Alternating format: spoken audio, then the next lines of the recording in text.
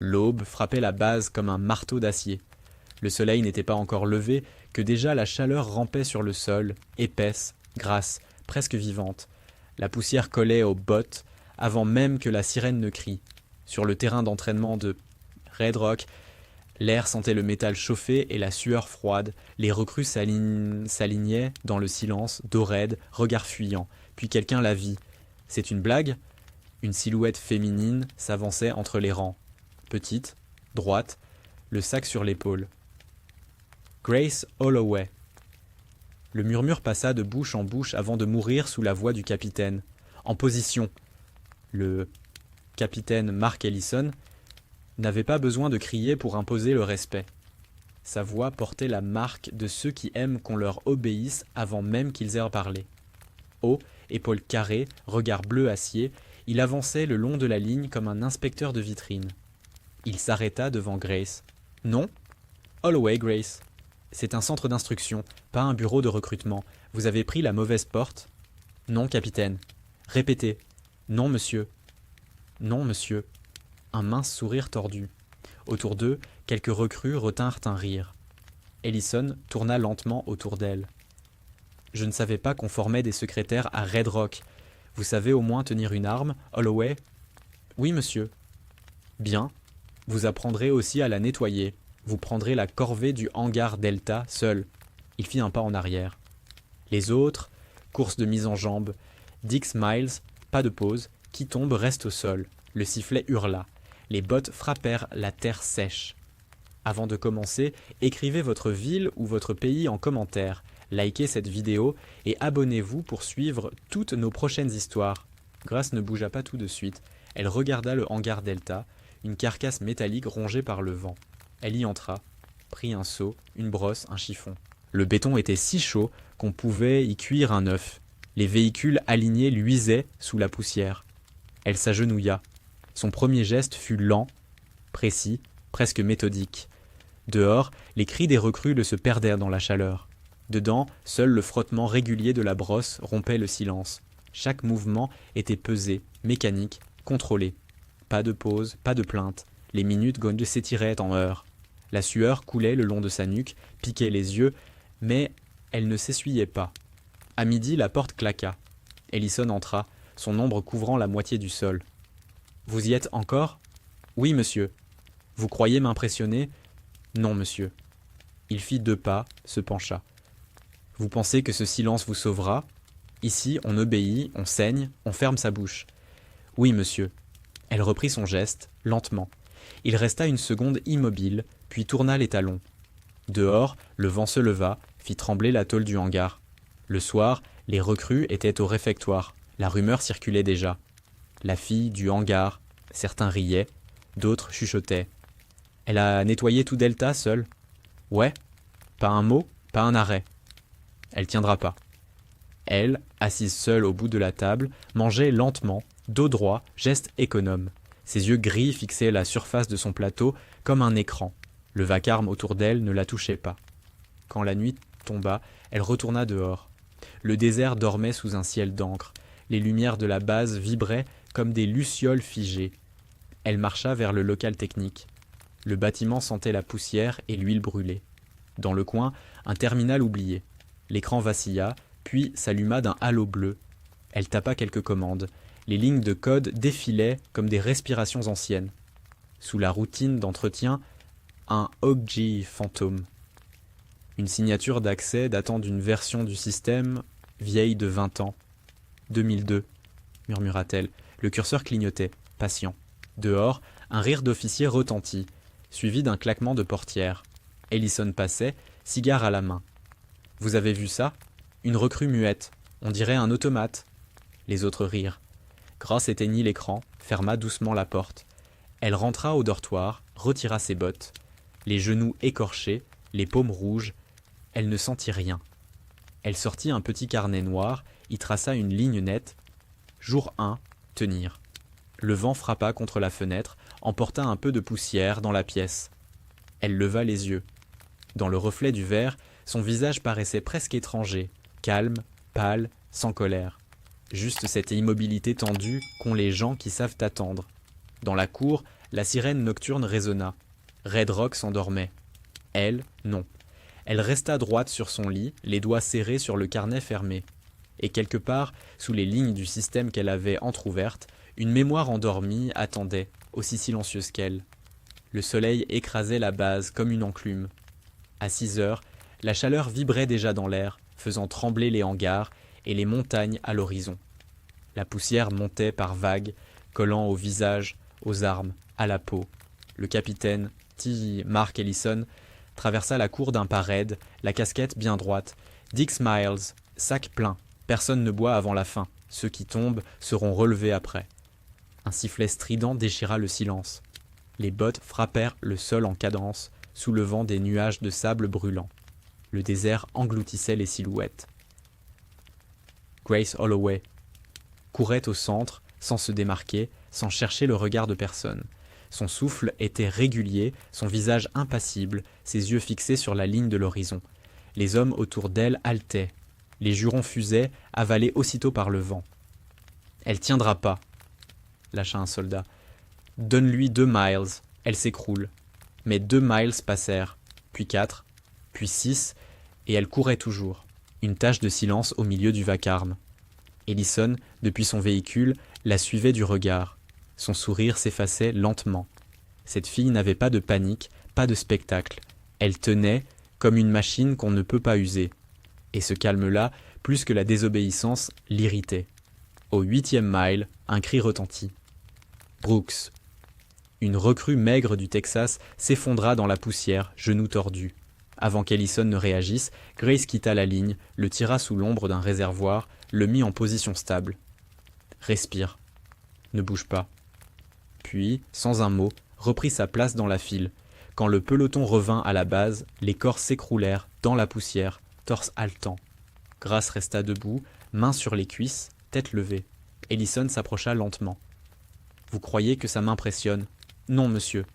Vous croyez être plus forte que mes hommes ? Non, monsieur. Alors pourquoi avoir quitté la ligne ? Pour éviter un mort, monsieur. » Le capitaine esquissa un rictus. « 50 pompes pour tout le monde. Vous remercierez votre héroïne. » Les soldats grognèrent, tombèrent au sol. La poussière monta en un nuage opaque. Grace posa les mains à terre, bras tendus, rythme régulier, précis. Chaque mouvement paraissait mécanique, mesuré. Quand le sifflet retentit enfin, elle se releva, visage couvert de sable et de sueur, mais droite. Le soir, la cantine était pleine. Les rumeurs circulèrent déjà. Elle a pas bronché. Le capitaine l'atteste. Il veut la casser. Grace mangeait seule, dos droit, son plateau propre. Les conversations glissaient sur elle comme sur une vitre. Brooks, genoux bandés, s'approcha, timide. « Merci, dit-il simplement. »« Ce n'était pas pour toi, répondit-elle sans lever les yeux. T'essaies de prouver quoi, au juste ? Rien, je fais ce qu'on me dit. Même quand c'est absurde, elle releva la tête.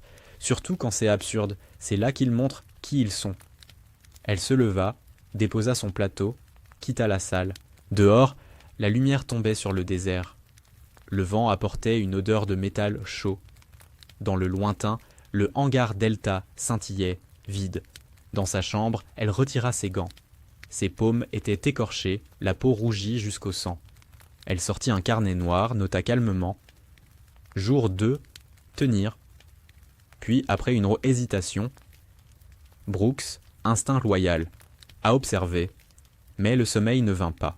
Elle se leva, enfila sa veste et sortit. Le bâtiment des systèmes, au bord de la base, vibrait d'un léger bourdonnement. Personne n'y venait à cette heure. Elle alluma un terminal auxiliaire. Les écrans bleus s'illuminèrent, couverts de chiffres et de lignes. Elle chercha les journaux d'accès récents. Une anomalie apparut. Access log, 04 mai 2002, Upper East Sand Viper. Un vieux protocole de mission, classé, oublié. Son regard resta fixé sur la date, 2002. Le curseur clignota, puis le fichier s'effaça. Elle inspira lentement. Pas possible. Une voix derrière elle. Toujours debout, Holloway. Elle se retourna. Le sergent Hank Mercer, un vétéran au visage creusé, tenait un gobelet de café. « Je n'arrive pas à dormir, monsieur. Red Rock a cet effet sur ceux qui réfléchissent trop. » Il la dévisagea. « Vous Vous n'êtes pas une bleue. Où avez-vous appris à lire ce genre de log ? J'ai lu beaucoup de choses, monsieur. Faites attention à ce que vous lisez ici. Certains fichiers ont brûlé plus d'un homme que le soleil. Elle hocha la tête, coupa l'écran. Bonne nuit, sergent.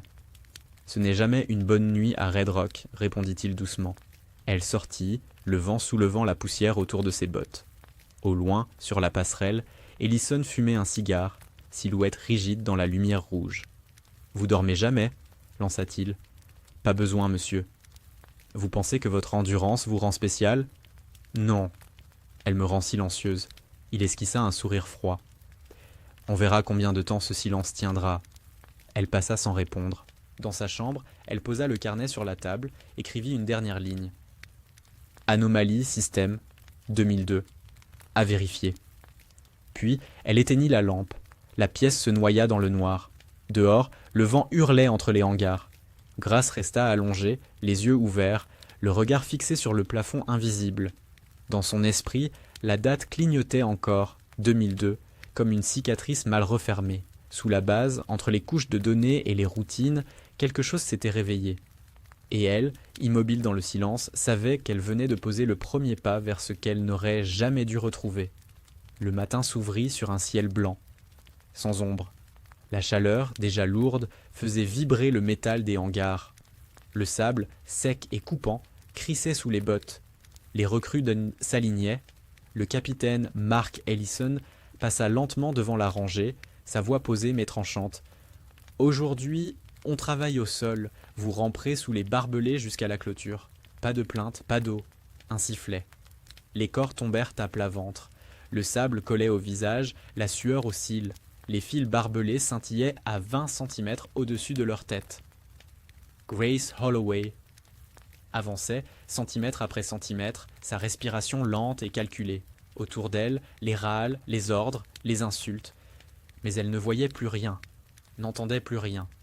Seulement le rythme de ses bras dans la poussière, le battement de son cœur. Régulier, obstiné. Ellison observait, debout, bras croisés. Plus bas. Holloway. Vous croyez que c'est une promenade ?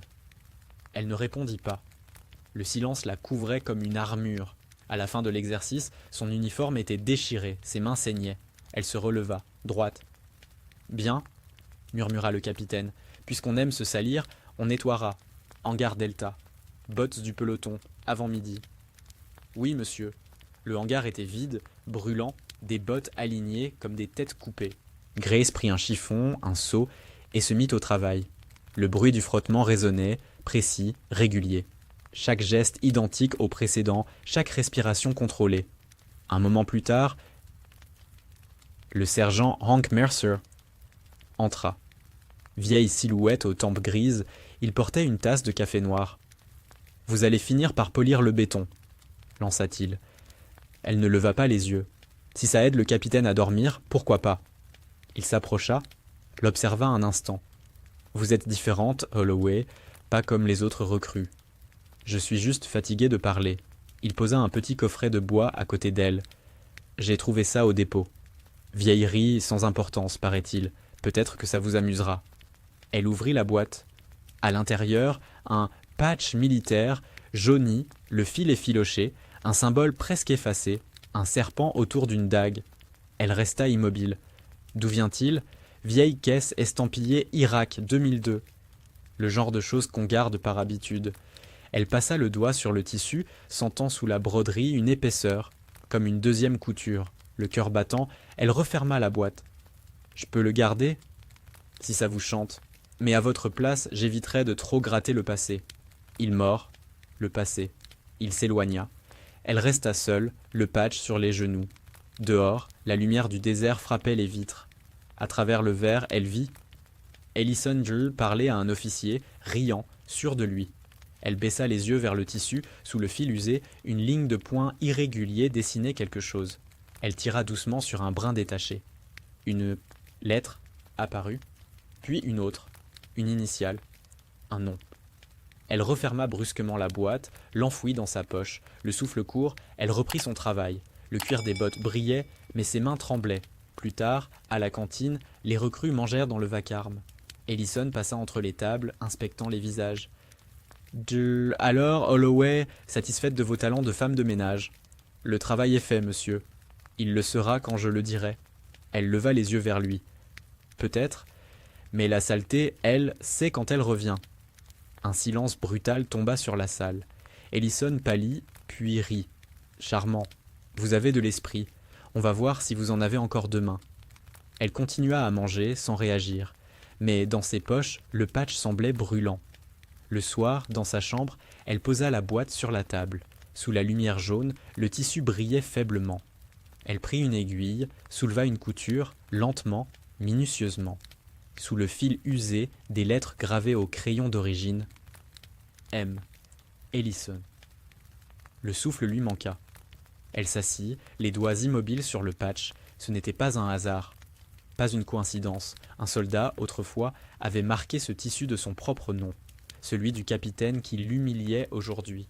Elle ferma la boîte, ses yeux gris fixèrent le mur, vide mais brûlant sous la surface. Ce n'était pas encore une preuve, mais c'était une ligne, une faille. Elle ouvrit son carnet, nota calmement « Si, jour 3, patch identifié, initiale confirmée, silence absolu. » Puis elle éteignit la lampe. La base s'endormait dans un murmure lointain. Sous les planches, les machines ronronnaient, les données circulaient, et dans l'obscurité, Grace Holloway restait éveillée, la main serrée sur la boîte. Le passé venait de remonter à la surface, et elle savait qu'il ne repartirait plus. L'aube s'était levée sans douceur, posant sur la base de Red Rock une lumière blanche, dure, presque métallique. Le sable étincelait comme du verre pilé. Les moteurs hurlaient déjà dans les hangars. La journée s'annonçait longue. Le capitaine Mark Ellison passa devant les rangs, le ton sec, mesuré. Section Bravo, nettoyage du dépôt. Holloway, container B12. Vous triez, vous notez, vous jetez. Rien ne sort d'ici sans mon ordre. Compris ? Oui, monsieur. Bon. Et souriez un peu. La discipline, c'est aussi une posture. Il partit. Les rires étouffés derrière son dos s'évanouirent aussitôt. Le container B12 se trouvait à l'arrière de la base, là où le vent poussait la poussière comme une marée grise. La porte grinça sous ses doigts. L'air chaud empestait la toile moisie, l'huile et le cuivre oxydé. À l'intérieur, des caisses empilées, des sangles de transport, des uniformes d'un autre âge. Elle tira une caisse au hasard. Property of USMC 2002. Le couvercle s'ouvrit dans un soupir. À l'intérieur, un fouillis d'objets, des plaques d'identité, des gants brûlés, un morceau de treillis déchiré, et coincé dans un coin, un bouton de métal, portant un motif à peine visible, un serpent enroulé autour d'une dague. Elle le prit, l'essuya du pouce. La gravure était fine, presque artisanale, pas un symbole standard. Un bruit derrière elle la fit sursauter. « Je savais que je te trouverais ici, » dit Brooks, appuyé contre la porte. « Le capitaine t'a envoyé ? » ?»« Non, je me suis dit que t'allais encore travailler seul. »« Alors tu avais raison. » Il s'approcha, jeta un œil dans la caisse. « On garde cette ferraille, pourquoi ? » ?»« Pour oublier mieux, » répondit-elle. « T'as des phrases de psy, toi. » Elle referma la boîte, prit le bouton dans sa main. « Tu ne comprends pas. Parfois, les choses qu'on range continuent de respirer. » Il haussa les épaules, la salua et repartit. Quand il fut parti, elle sortit le petit bouton. Le fit rouler entre ses doigts, il laissait une légère trace noire sur la peau, comme de la cendre. Sous la lumière, elle distingua quelque chose, une cicatrice de couture, à l'endroit où l'objet avait été arraché d'un patch, un symbole qu'elle avait déjà vu quelque part. Elle fouilla sa mémoire sans y parvenir. Vers midi, la chaleur devenait insupportable. Le capitaine Ellison entra dans le hangar, ombre nette dans la lumière. « Alors, Holloway, vous trouvez des trésors ? » ?»« Juste des restes, monsieur. » »« Rangez-les bien, qu'on n'en parle plus. Les cadavres du passé ne sont bons qu'à nourrir la poussière. » Son sourire était calme, mais son regard restait fixe sur elle, comme s'il voulait deviner ce qu'elle cachait. Elle resta droite, silencieuse. Il tourna les talons. L'après-midi, elle rejoignit le sergent Mercer Bouclaisis au dépôt. L'homme tenait un vieux coffret de bois qu'il posa sur la table sans mot dire. « Trouvé dans le même container, » dit-il. « Vous aimez les vieilles affaires, non ?» Elle ouvrit la boîte. À l'intérieur, un Patch militaire Yanni. Jauni, le même serpent doré sur fond sable. Le fil était effiloché, la bordure usée.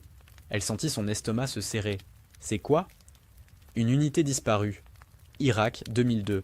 Sandvipers. Disons qu'ils sont rentrés, autrement qu'ils étaient partis. Et ce Patch? Souvenir d'un de ceux qui n'est jamais revenu, ou peut-être d'un autre qui aurait préféré qu'on l'oublie. Il la regarda longuement. Vous avez trouvé quelque chose, vous aussi, n'est-ce pas? Elle hésita, puis montra le bouton. Même symbole, même métal. Alors vous êtes tombé sur une trace qu'on aurait dû effacer. Faites attention, Holloway. Red Rock a la mémoire courte, mais elle mord quand on gratte trop profond. Il s'éloigna, la laissant seule. Elle resta un long moment, immobile. Le patch dans la main, le cœur battant. Sur le rebord de la couture, elle sentit un relief, une épaisseur supplémentaire. Une main tremblante, elle tira doucement sur un fil. Sous la toile apparut un fragment d'écriture, minuscule, à demi effacé. Monsieur Ellison. Elle ferma les yeux. Pas de doute possible. Le nom, cousu à l'intérieur du patch, appartenait à l'homme qui la commandait. Elle replaça le fil, reprit son souffle. Dans la soirée, la base baignait dans un crépuscule orange. Les soldats fumaient dehors, riant entre eux. Grace traversa la cour, le regard bas. Ellison discutait près du réfectoire avec deux officiers. Ils riaient, le cigare à la main. Elle passa sans ralentir. Dans sa chambre, elle posa la boîte sur la table, alluma la lampe. Le patch semblait la fixer, serpent d'or, dans la lumière jaune. Elle sortit son carnet, écrivit « Jour 4, patch, Sandviper, non confirmé, Monsieur Ellison, corrélation probable avec log 2002. » Puis elle ferma le carnet, rangea la boîte. Aucune expression sur son visage, seulement ce calme trop parfait, celui des gens qui ont trouvé ce qu'ils ne devaient pas trouver. Le vent frappa les vitres. Dans le noir, elle murmura « Tu croyais avoir tout effacé, capitaine. » Le silence lui répondit. Et quelque part, sous le sable du désert, les fantômes de 2002 semblaient aller se retourner. Le vent du matin soufflait comme une lame. La base s'agitait, nerveuse, cris, pas précipités, le cliquetis métallique des armes qu'on range à la hâte. Une inspection surprise venait d'être annoncée. À 8 heures précises, le général Nathan Brewer devait arriver sur le site. Pour Ellison, c'était l'occasion de briller. Pour les autres, celle de trembler. Grace, dans la cour, cirait une arme sans conviction. Ses gestes restaient précis, mécaniques. Autour d'elle, tout le monde courait. Un soldat passa, essoufflé. « Holloway, t'as entendu? Inspection totale. Le capitaine veut tout nickel, même les boulons. »« C'est ce qu'il veut toujours, » répondit-elle. Mais cette fois, Ellison n'était pas le même. Il aboyait des ordres comme un homme pris de vitesse, repassait sans cesse sur les mêmes points. Ses yeux se posaient partout, sauf sur elle. Vers 10 heures, Mercer vint à sa rencontre. « On dirait qu'il a senti la tempête, » murmura-t-il, « ou qu'il essaie de la devancer. »« Vous avez fait ce que je vous ai dit ?»« Oui. Le patch est sous-scellé, étiquette neutre. »« Bien. Ne le mentionnez pas, pas aujourd'hui. » Elle le regarda. « Pourquoi vous m'aidez ? » Parce que je l'ai vu en Irak. J'étais dans un convoi de soutien. Leur unité a disparu du radar pendant 3 jours. Quand ils sont revenus, il manquait la moitié des hommes, et les registres aussi. Et Ellison, déjà là. Lieutenant, personne n'a jamais posé de questions. Un bruit sec coupa la conversation, le moteur d'un véhicule officiel. Les uniformes se raidirent. Un convoi s'arrêta dans la poussière. Brewer descendit, lunettes noires, mâchoire serrée. Capitaine Ellison. Mon général, bienvenue à Red Rock. Inspection de routine, fit Brewer d'une voix glacée. Je veux transparence totale. Les hommes s'alignèrent. Grace, au fond, observait. Le regard du général passait de rang en rang, précis, sans chaleur. Il s'arrêta sur elle. Vous êtes ? Recrue Holloway, monsieur. Vous êtes la seule femme ici ? Oui, monsieur. Un bref silence. Alors montrez à vos camarades ce que veut dire être irréprochable. Ellison intervint aussitôt. Elle l'est, mon général. Je veille personnellement à sa discipline. Son ton dégoulinait de fausse bienveillance.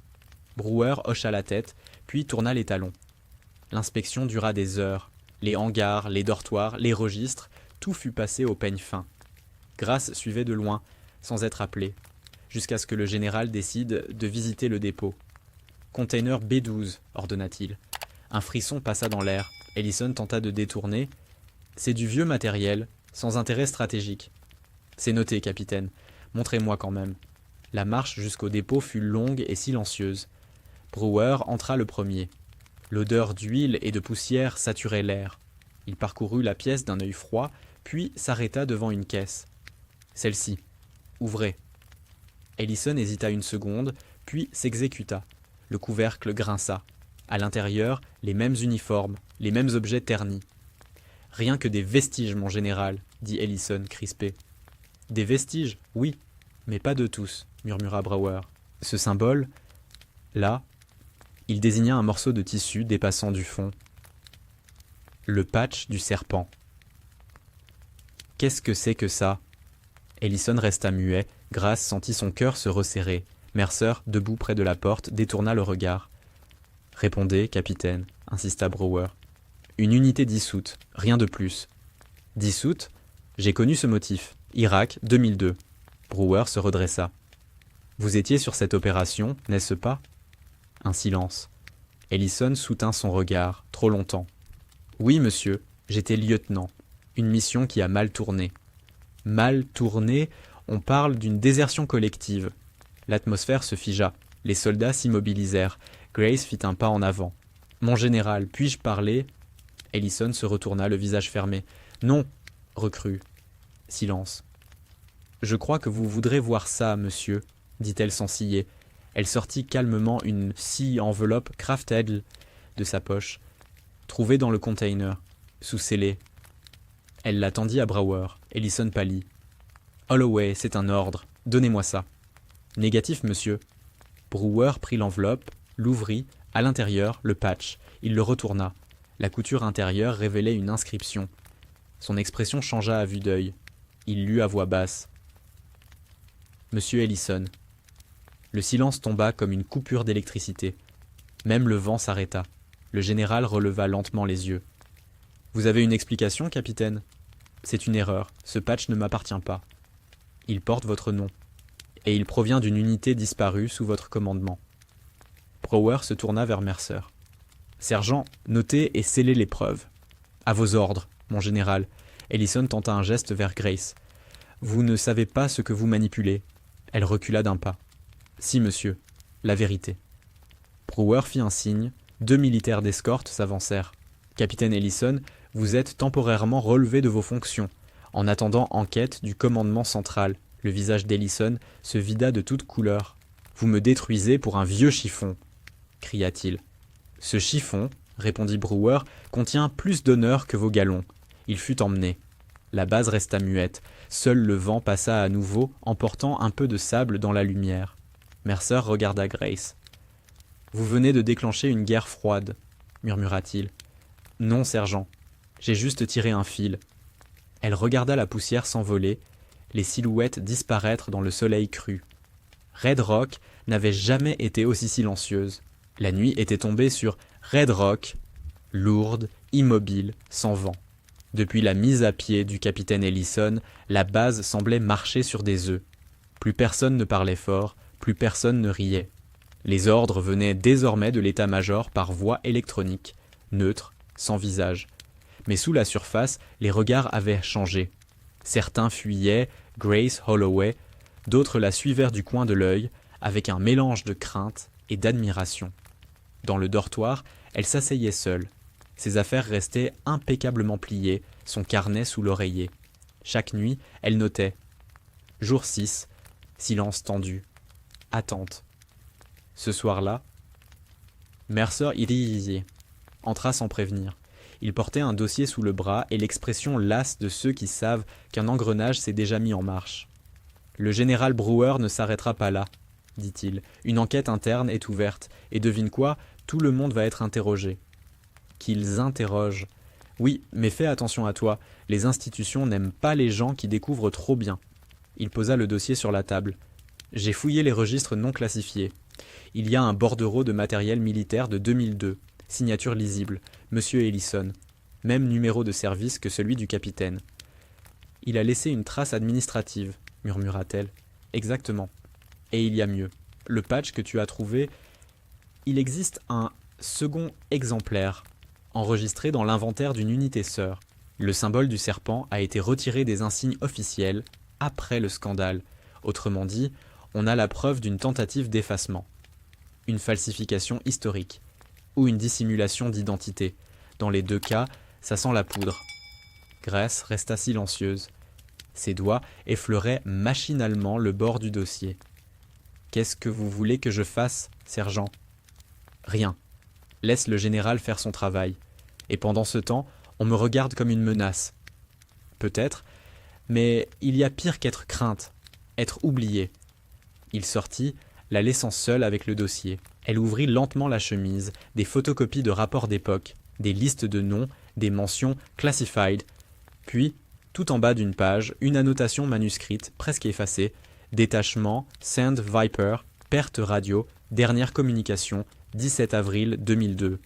Commandement sur le terrain, Lady Zem, Ellison. » Elle referma le dossier, le souffle court. Les lignes s'étaient enfin rejointes. Ellison n'était pas seulement un officier humilié, il était l'homme responsable d'une unité disparue, puis réintégrée dans l'armée sous silence. Dehors, la lune traçait une ligne pâle sur la cour. Grace enfila sa veste et sortit. La base dormait ou faisait semblant. Elle marcha jusqu'au dépôt, traversa les hangars déserts. Devant le 10 container B12WAG, elle s'arrêta. La porte vibrait faiblement sous le vent. Elle l'ouvrit. À l'intérieur, tout était rangé, propre, trop propre. Les caisses scellées portaient de nouvelles étiquettes. Quelqu'un avait nettoyé les traces. Elle s'accroupit, chercha la caisse du patch, disparut. Une sueur froide lui coula dans le dos. Non. Derrière elle, une voix familière. « Je savais que vous reviendriez ici. » Elle se redressa d'un bond. Dans la pénombre, une silhouette sortit de l'ombre du mur. Ellison. Il portait un uniforme civil, sans insigne, les yeux creusés, la barbe de plusieurs jours. « Vous ne devriez pas être là, » dit-elle calmement. « Et vous non plus. » Il fit un pas en avant. « Vous croyez que tout ça vous sauvera ? Ce patch, cette petite scène devant le général, vous n'avez rien compris. » Elle garda la main sur la lampe torche sans bouger. « J'ai compris que vous avez déserté votre unité. » « Non. J'ai obéi à des ordres que personne n'a voulu assumer. Quand tout a explosé, ils ont eu besoin d'un bouc émissaire. Et moi, j'ai eu besoin d'un nouveau nom. Et vos hommes ? Morts, ou pire. Mais ça, vous ne le lirez jamais dans un rapport. » Il s'approcha davantage. « Vous croyez que Brewer est votre allié ? Il veut juste votre silence avant que le dossier n'atteigne le Sénat. Vous êtes un outil, Holloway, comme moi jadis. » Elle le fixa droit dans les yeux. « Non, capitaine, moi je ne mens pas pour survivre. »« Alors vous mourrez pour rien. » Le vent souffla, faisant grincer la tôle. Un instant, ils restèrent face à face, deux silhouettes figées dans le clair-obscur. Puis Ellison recula lentement. « Gardez vos preuves. Mais souvenez-vous, la vérité, ici, n'est qu'une variable politique. » Il disparut dans la nuit. Grace resta seule, le cœur battant. Elle referma la porte du container, verrouilla la serrure, puis sortit son carnet. Sous la lumière tremblante de la lampe, elle écrivit « Jour 6, Ellison réapparut. Patch disparu. Dossier confirmé, danger interne probable. » Le vent tourna, apportant avec lui l'odeur du kérosène. Au loin, les projecteurs balayèrent la clôture, glissant sur le désert sans rien trouver. Mais elle savait qu'il était encore là, quelque part, et que, désormais, la mèche était allumée. Le jour se leva sans couleur. Le vent soulevait la poussière par rafales, emportant les sons et les voix. Depuis la nuit précédente, la rumeur s'était répandue comme une traînée de poudre. Ellison avait été vu près du dépôt. Officiellement, il n'existait plus. Officieusement, tout le monde savait qu'il rôdait. La base était en état d'alerte silencieuse. Les soldats parlaient à voix basse. Les officiers fermaient les portes à clé. Gross marchait droit, uniforme propre, expression fermée. Elle sentait les regards derrière elle, méfiants, parfois haineux. Depuis qu'elle avait exposé Ellison, elle n'était plus une recrue. Elle était une menace qui respire. À 9 heures, un message tomba sur les canaux internes. Inspection finale du général Brewer à 14 heures. Présence obligatoire du peloton. Tout le monde comprit. On venait clore l'affaire, mais personne ne savait comment. Grace passa la matinée au stand de tir, silencieuse. Chaque tir sonnait comme un battement de cœur. Elle ne visait pas les cibles, elle visait la peur, la fatigue, la colère qui s'amassait en elle depuis des jours. Elle savait qu'il reviendrait. Ellison ne partirait pas sans sa scène. À 13h45, la cour fut rassemblée. Le soleil brûlait, la lumière était si vive qu'elle faisait mal aux yeux. Les hommes s'alignèrent. Brewer se tenait au centre, visage fermé. « Nous terminerons cette inspection, dit-il, après quoi Red Rock reprendra sa discipline normale. » Il parlait encore lorsqu'un bruit sec, un claquement de portière interrompit tout. Un véhicule venait de s'arrêter à l'entrée. Un homme en descendit, lentement, tête nue. Ellison. Il portait son ancien uniforme, sans insigne, sans autorisation. 2 militaires voulurent intervenir, mais Brewer leva la main. « Laissez-le venir. » Ellison traversa la cour, calme, presque cérémonieux. Ses bottes soulevèrent la poussière à chaque pas. Il s'arrêta devant le général, puis tourna la tête vers le peloton. « Vous croyez connaître la vérité ? Vous ne savez rien. On a fait de moi un monstre pour couvrir une mission qui n'a jamais existé. Et vous tous, vous obéissez à un mensonge. » Il fit un pas vers Grace. « Et vous, Holloway, vous croyez avoir gagné ? Vous avez seulement déplacé la honte. » Elle ne répondit pas. Autour d'eux, les soldats retenèrent leur souffle. « À genoux !» ordonna-t-il soudain, la voix tranchante. « Non !» Le mot tomba, simple, sans colère. Il résonna dans le silence comme un coup de feu. Ellison s'approcha, furieux. « Vous pensez me juger ? Vous n'avez jamais eu à choisir entre obéir et mourir. »« Non, capitaine. Vous avez choisi de mentir pour vivre. »« Et vous ? Vous pensez survivre à ça ? Vous avez creusé votre propre tombe. » Il attrapa le col de son uniforme, serrant fort. Brewer fit un pas, mais s'arrêta. Il savait que cette scène devait aller jusqu'au bout. Le peloton entier retenait son souffle. Gross plongea la main dans sa poche. Un geste lent, précis.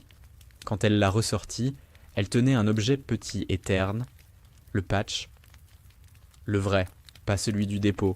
Celui qu'elle avait retrouvé dans le sac de Mercer au matin. La dernière copie, conservée comme une assurance.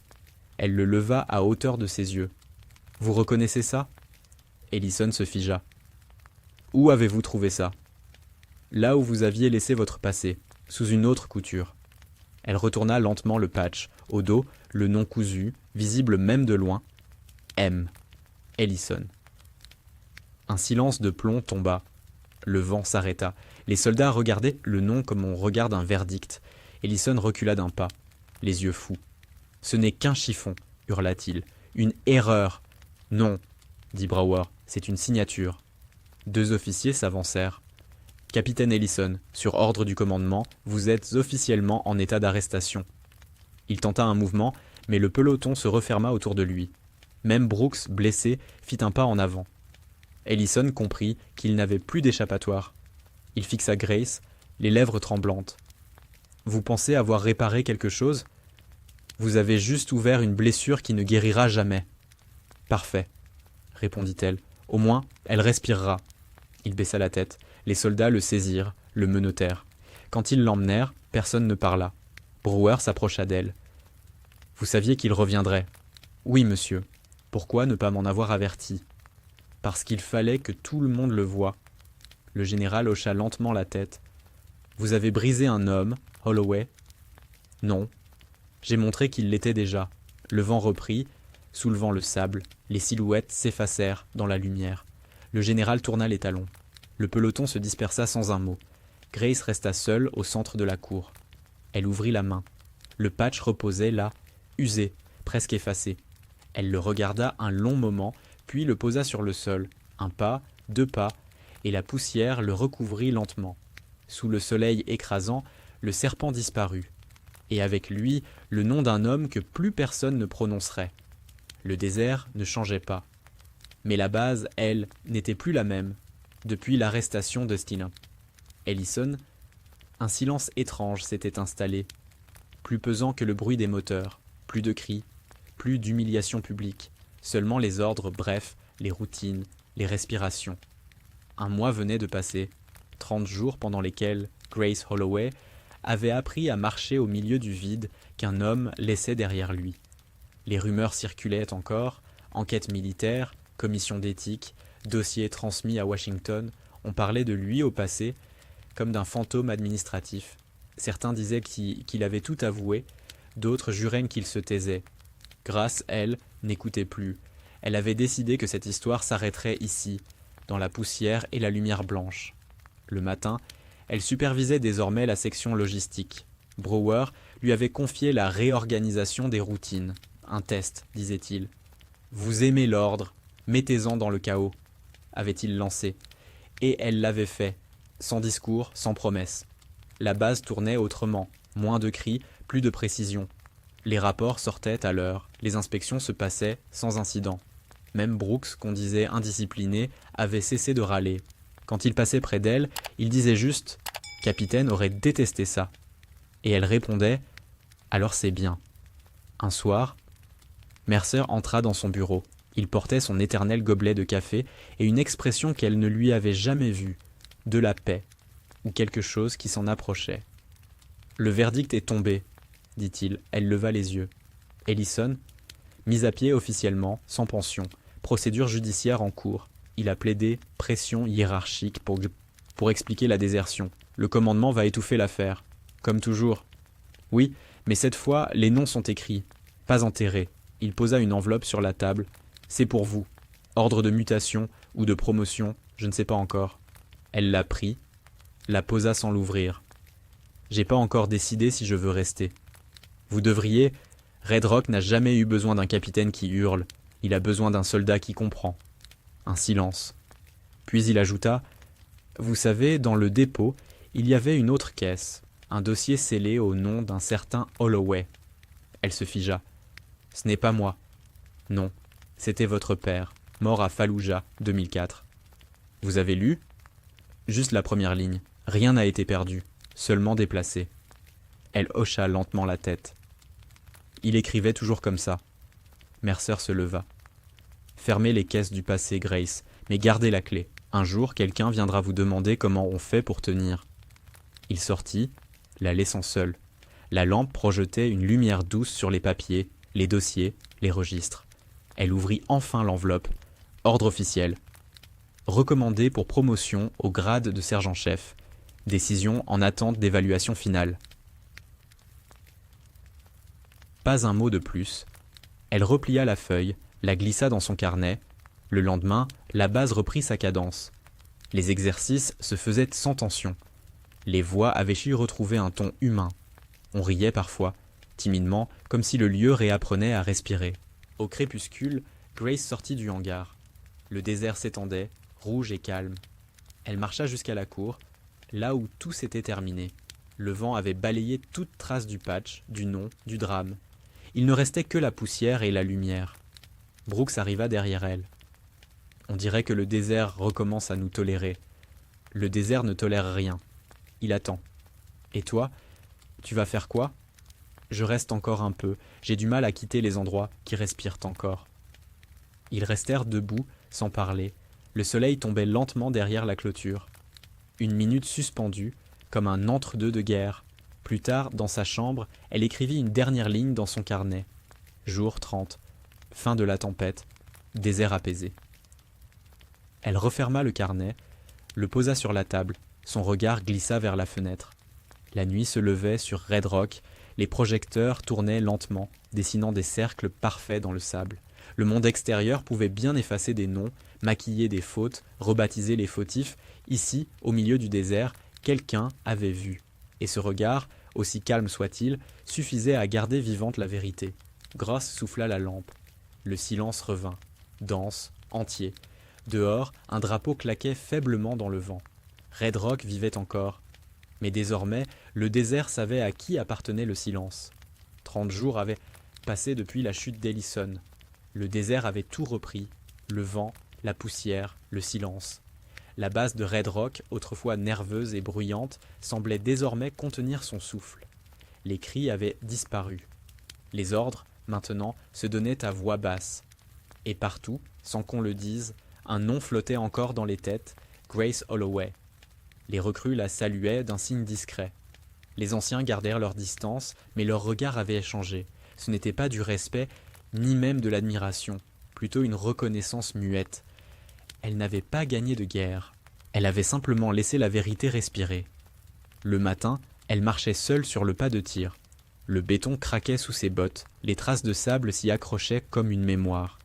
Elle s'arrêta, observa la ligne d'horizon, le désert, immense, aveuglant, identique à lui-même. Tout semblait fini. Pourtant, rien ne l'était jamais tout à fait. Le général Brewer était reparti depuis 2 semaines. Un rapport circulait au commandement central. Incident Red Rock, dossier Ellison, fermeture des procédures, conduite exemplaire de la recrue J. Holloway. Une ligne froide, administrative, qui ne disait rien du chaos ni du courage. Dans son bureau temporaire, Mercer triait les derniers papiers. « La base respire mieux », dit-il en la voyant entrer. « Elle respire, oui, mais elle ne sait pas encore quoi faire de l'air. Et toi ? Pareil. » Il sourit légèrement. « Brewer t'a officiellement promu. Sergent-chef Holloway. C'est signé. » Elle ne répondit pas. « Tu pourrais au moins dire merci. » « À qui ? À toi-même, peut-être. » Elle resta debout un moment, puis demanda « Qu'est-ce qu'ils vont faire d'Ellison ?» Procès interne, sans publicité. Ils plaident la loyauté mal récompensée. Tu connais la chanson. Et ils le croiront ? Ils feront semblant. C'est plus simple. Mercer lui tendit une petite boîte métallique. J'ai retrouvé ça dans ton ancien casier. À l'intérieur, le patch nettoyé, plié, scellé dans un plastique transparent. Il n'a plus de valeur, dit-elle. C'est pour les archives. Officiellement, c'est une pièce de preuve. Officieusement, c'est ton histoire. Elle referma la boîte sans un mot. « Tu vas rester ?» demanda-t-il. Le désert n'a pas fini de me parler.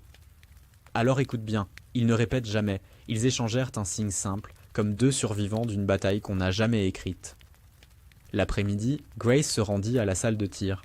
Les recrues que s'entraînaient, Brooks supervisait l'exercice. Il leva la main quand il la vit. « Sergent, ça fait drôle à dire, mais ça te va. » Elle esquissa un sourire. « C'est juste un mot de plus sur une étiquette. »« Peut-être, mais il a du poids. » Il hésita, puis ajouta « Je voulais te dire merci. Pas pour le patch, pas pour le capitaine. Pour avoir laissé la base respirer. Avant toi, on survivait. Maintenant, on vit un peu. » Elle hocha la tête. « Continue à tirer droit, Brooks. Pas besoin de discours. » Elle s'éloigna. Le soir, la lumière devint rouge, presque liquide. Grace monta sur la butte derrière les hangars. De là-haut, on voyait toute la base, les pistes, les tentes, les tours de guet. Le vent emportait la poussière dans un mouvement circulaire, presque doux. Elle sortit la petite boîte, l'ouvrit. Le patch du serpent brillait faiblement à la lueur du couchant. Ce n'était plus un symbole de honte ni de trahison, c'était une preuve de ce que l'armée cache, de ce qu'un silence peut briser. Elle posa la boîte sur une pierre, puis retira le plastique. Le vent arracha aussitôt le tissu de ses doigts. Le patch s'envola, tourna dans l'air, retomba plus loin, avalé par le sable. Elle ne bougea pas. Le passé, enfin, avait choisi où dormir.